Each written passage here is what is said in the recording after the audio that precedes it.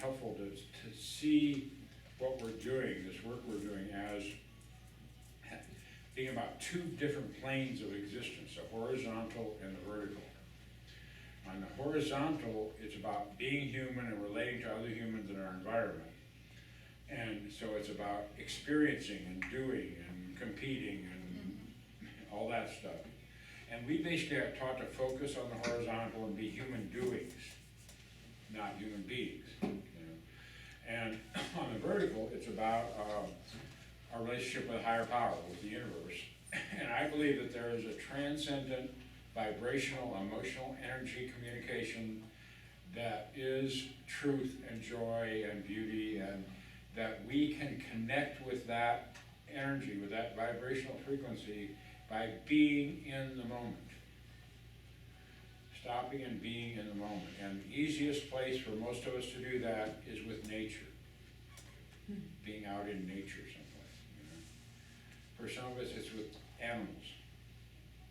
For some of us, with little kids. Helps us to be in the moment.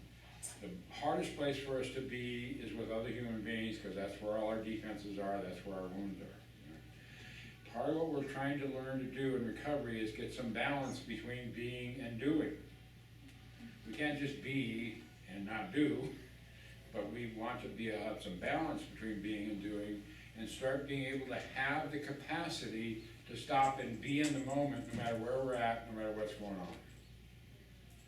You know, one of the things that was an important tool for me in my recovery path was the medicine cards. I don't know if you've heard, but they're about the totem animals of the Native Americans, and one of those is hummingbird. Hummingbird stands for joy.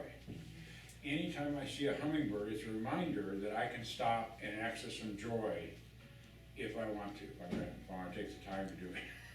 You know? And so I don't get too caught up in all the drama and all the whatever's going on. You know? And so that's just, we're looking for some balance between being and doing, between, you know, intuitive and rational, between feeling and, you know, we're looking for balance all the way around. That's what we're looking for. And balance isn't something that we get to and get to stay at. You can't get enlightened and stay there. You know? It's something that comes and goes. And the more that we stop judging and shaming ourselves and stop reacting to the extremes, the more often we can get back there. You know? And so we want to be able to stop the judgment and shame and start being able to be more present.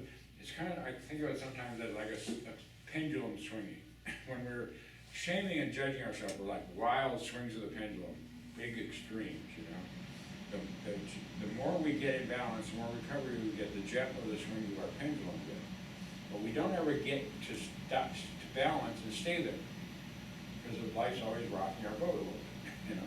What we want to do is get a sense of balance so that we can recognize when we're getting out of balance, and then we can use our tools to help us get back into balance. You know, a big part of recovery is developing a new toolbox of tools that actually work instead of the tools we learned in childhood.